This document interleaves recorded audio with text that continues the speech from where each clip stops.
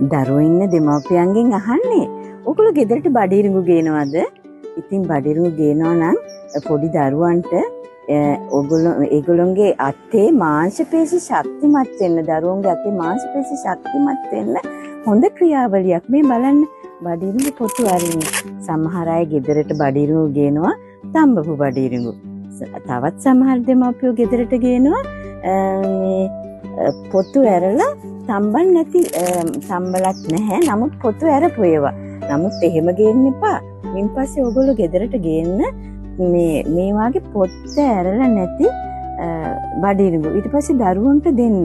ඊට පස්සේ දරුවන්ට ඒ දේවල් වලින් අතේ මාංශ පේශි ශක්තිමත් වෙනවා වගේම ඇස්වල ක්‍රියාකාරීත්වය සහ වැඩ කිරීමේ පුරුද්ද එකතැන දරුවෝ රඳවා ගන්න මේ ක්‍රියාවලිය හොඳයි.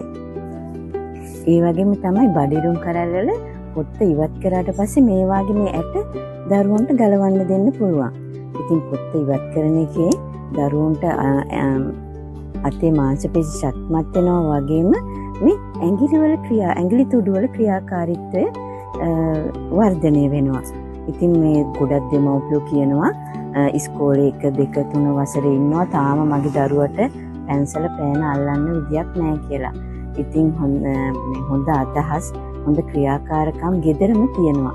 ඉතින් ගෙදරම තියද්දී ඕගොල්ලෝ වෙන දේවල් පස්සෙම පන්නනවා. මොකද 80ක් මනස වර්ධනය වෙන මේ මොහොතේ, මොලේ වර්ධනය වෙන මේ මොහොතේ ගෙදර තියෙන ඉක්මනින්ම හොයාගන්න පුළුවන් ක්‍රියාකාරකමක් ඕගොල්ලෝ ළඟ තියද්දි තමයි මේ දේවල් ඕගොල්ලෝ අහක බලාගෙන ඉන්නේ.